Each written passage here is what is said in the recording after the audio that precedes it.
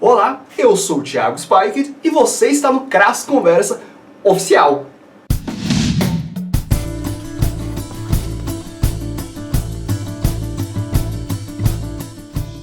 Estreamos aqui um novo quadro, HQ é o que há, aqui no canal. Se você é novo aqui, seja muito bem-vindo. Eu tenho vários outros vídeos aqui no canal que eu falo sobre profissão desenhista, materiais, algumas técnicas, dá uma conferida. E nesse quadro aqui em específico, eu vou falar sobre a produção de histórias em quadrinhos. Vou dar dicas a esse respeito, já que eu sou quadrinista faz mais de 10 anos, e eu acho que eu tenho uma experiência razoável no que diz respeito à produção de histórias em quadrinhos. Não só na parte criativa, como desenho, roteiro, personagens, etc., mas também na parte editorial, né, do formato, os tipos de papel, tiragem, distribuição, vendas. Então eu acho que tem uma bagagem razoável que é interessante compartilhar com todos vocês. Se você é novo aqui no canal, não se assuste com a minha cara e com o meu cabelo. Por favor, supere isso. Eu prometo para você que o conteúdo do vídeo vai ser legal. Então nesse primeiro vídeo aqui eu vou falar sobre formatos e tamanhos de histórias em quadrinhos. Antes de tudo, saiba que você pode imprimir a sua revista no formato que você quiser. Se você quiser fazer a revista redonda, triangular, retangular, maior, gigante, pequena, você pode. Só que obviamente alguns formatos são mais adequados por conta do custo-benefício e outros não. E tem os que são mais praticados no mercado. E alguns formatos são mais recomendados dependendo também da tiragem que você for fazer. Por isso é importante que você saiba quais são os melhores tamanhos e como funciona o aproveitamento de papel. Então preste atenção no que eu vou explicar agora. Muito bem, então uma coisa importante para vocês saberem é que sempre quando você vai imprimir um livro ou um quadrinho que seja, nas gráficas eles fazem o que eles chamam de lâmina, que é um papel gigantesco, bem grande, e saem várias páginas impressas dentro desse mesmo papel. Então as impressoras industriais não são iguais às impressoras que você tem na sua casa, né? Elas passam por uma bobina e tal. Não vou explicar como funciona esse vídeo, senão vai ficar longo demais. Mas eu quero que vocês entendam o seguinte: essa lâmina ela tem um tamanho limitado, e alguns formatos dos livros eles têm um melhor aproveitamento desse papel. Então, por exemplo, o tamanho de 16 por 23 centímetros, proporcionalmente ao tamanho dessa folha, você consegue aproveitar 8 folhas numa mesma lâmina. Se você fizer um formato que é maior do que esse, né, por exemplo, o formato americano, que é o 26 por 17, o tamanho da lâmina ainda é o mesmo. Então, você não vai ter um bom aproveitamento de papel, digamos assim, que cabe uma folha aqui, outra aqui, outra aqui, outra aqui, e nesse espaço aqui não cabe uma quinta folha ou algo mais. Então você tem uma sobra de papel nessa lâmina que não vai conseguir ser usado. E ele cai pela metade. Enquanto aqui você aproveita 8 folhas por lâmina, aqui você só aproveita 4 folhas por lâmina. Consequentemente, dependendo do formato que você trabalhar, ele vai sair mais barato ou mais caro. O que eu sei é que o 23 por 16, que é o padrão de livro, ele é o limite máximo de aproveitamento para o tamanho de um livro para a lâmina. Se for maior do que isso em proporção, então já vira 4 por lâmina. Se for menor do que isso, continua sendo 8 por lâmina. Por isso que é interessante você estudar o custo-benefício do formato que você vai aplicar. Se você comparar o 23 por 16 com o 26 por 17, aqui você tem 3 centímetros de diferença, aqui um só. É super pouco. E o aproveitamento de papel cai pela metade. Então encarece muito mais se fazer nesse formato, que é o americano, do que no formato do livro. Mas aí também é do gosto pessoal de cada um. Agora com relação a impressoras digitais, que eles trabalham basicamente com A4 ou A3.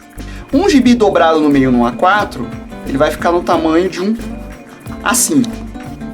Aqui a observação importante que eu falo é que todo papel numa impressora digital ou caseira, ela tem aquilo que a gente chama de área útil. O que é? Se você imprimir num papel A4, é impossível a impressora preencher 100% da área toda do papel. Vai ficar uma bordinha branca ao redor de toda a sua folha. Porque essas impressoras, elas puxam o papel com um tipo de um garfinho. E quando ela abre, né, é meio que ele desliza por umas bobinas e esse garfinho ele vai segurando ela no lugar. Então ele não consegue imprimir no limite do papel, ele vai deixar uma área branca que geralmente é de uns 0,3 a meio centímetro. Por isso que um gibi no formato A5 ele não é exatamente um A5, ele é um pouquinho menor. O A5 seria 21 por 14,8. Geralmente o pessoal que opta por impressão em gráfica digital, o gibi fica com 20 por 14,5 aproximadamente. Que é, você tem uma área de refil para não ficar uma borda branca aqui ao redor do quadrinho, que fica feio, né? Parece que você imprimiu na sua casa, fica um tanto amador. Tem uma outra questão também. Quando você dobra, né, livreto, um quadrinho no meio, você pode até experimentar fazer na sua casa. Ele vai ficar com a borda assim, ó. Não sei se dá para entender o rabisco que eu fiz aqui. Aqui tem o grampo, né? Ele vai ficar com um tipo de uma pirâmide aqui, ó. Justamente por causa dessa altura aqui, ó, da dobra. Ele vai refletir lá no final. E não é legal deixar essa pirâmide aqui. Ele deixa além de muito amador, ele é ruim de folhear tudo, né? Então é mais um motivo também do porquê que numa gráfica digital, né, uma tiragem mais baixa, a gente diminui um pouco do tamanho do A5, porque você refila esse filetezinho branco e também corta essa lombadinha que dá aqui na hora que a revista está dobrada e grampeada. E aí ela fica certinha, né, no grampo aqui. Então, sabendo disso, vamos dar uma olhada agora nos formatos que o pessoal tem utilizado para os quadrinhos. Muito bem, compreendido essa lógica do formato e do aproveitamento de papel, aqui vão alguns exemplos dos formatos mais praticados de histórias em quadrinhos. O primeiro deles é o formatinho, que ele mede 13 por 21 centímetros. Esse é o tamanho mais, assim, clássico e tradicional de gibis aqui no Brasil, né? Disney, Turma da Mônica, Marvel e DC, antes dos anos 2000, eram todos impressos nesse formato aqui. Era um gibi para criança poder comprar, até hoje ele mantém essa coisa do papel jornal, bem baratinho, e ele é muito mais em conta se comparado com outros quadrinhos que se vendem na banca. Outro formato é o A5, que seria 21 por 14,8. No caso desse aqui, ele é um pouquinho menor, tem 20 por 14,5. O motivo eu já expliquei. Então, vários quadrinistas aqui do Brasil estão explorando esse formato pela praticidade. Por exemplo, ó, Dia de Porco aqui do meu amigo Venceslau, também é no mesmo formato. Rocksling do Match, também é no mesmo formato. São todos quadrinhos que cabem dentro de um A4, portanto você pode imprimi-los em baixa tiragem em uma gráfica digital. Outro formato padronizado é o 16 por 23 centímetros, ou conhecido como formato livro. Nós da Cras optamos por utilizar esse formato. Artemis Fowl da Record também trabalhou nesse formato. Esse formato aqui ele não cabe num papel A4, então ele fica inviável de você reproduzi-lo em gráficas digitais. Já são gráficas que vão tirar chapa, vão fazer tiragens um pouco maiores. Eu diria pelo menos uns 500 exemplares para valer a pena a reprodução. E sendo gráficas offset, são maiores, você permite esse acabamento de livro mesmo. Então ele dá um valor agregado maior para o seu produto, tendo essa aparência de livro. Você pode fazer um gibi mais fino nesse formato também, mas a gráfica rápida não vai fazer. Você tem que mandar em uma que trabalhe com impressão offset. No caso, esse aqui, o Tangram, ó, dobra grampo e filho, um gibi curtinho, mas ele é no tamanho de 16 por 23, padrão de livro. Formato americano, tem 17 por 26 centímetros. Esse é o formato padronizado para quadrinhos americanos e é o que a ABNT classificou como norma padrão do tamanho de quadrinhos. Então vários autores estão trabalhando com o seu quadrinho neste formato. Cedilha, Red Doors, A Samurai, e veja que isso é independente de ter lombada quadrada ou não. Carnívora. Ele fica um livro bonito, fica num tamanho bom, é associado a quadrinho estrangeiro, né? No entanto, ele sai fora daquele padrão de aproveitamento de papel. Consequentemente, sai muito mais caro. Fica bonito, fica lindo, mas eu particularmente não vejo nenhuma grande desvantagem no sentido do valor percebido por causa desses 3 centímetros de altura. Se fosse a dobra e o grampo, sim, mas por causa de 3 centímetros eu não vejo algo sendo perdido aqui. Mas fica a opção de cada autor. Se você quiser trabalhar nesse formato, tá valendo. Mangá! Sim, temos muitos mangás aqui no Brasil. Acho que uma característica é a lombada quadrada, eles serem mais grossinhos. E a média de tamanho deles é de 20,5 por 13,5 centímetros. Vou botar aqui, ó.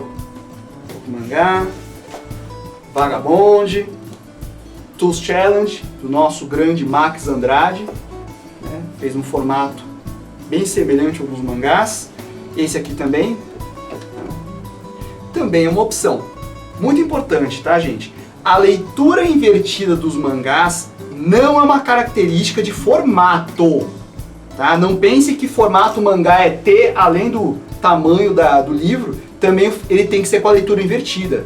Leitura invertida não é formato e nem atributo técnico. Isso é uma adaptação cultural dos mangás vindo do Japão, porque lá a leitura de tudo é invertida se comparada com o Ocidente. Eu já fiz um vídeo explicando sobre essa questão da leitura invertida, vou linkar aqui na descrição. Então, quando eu falo formato do mangá, eu me refiro ao tamanho, né? A lombada quadrada, a cara do produto, assim. Se você vai fazer aqui no Brasil, eu recomendo que a leitura seja ocidental. Não tem sentido você fazer com ela invertida. Mas eu não posso fazer? Pode. É uma opção sua. Mas não é que é um aspecto técnico do formato. Formato 21 por 21. Esse aqui, ele é muito bacana para livros de tiras. Então aqui, ó. Macanudo, mesmo formato.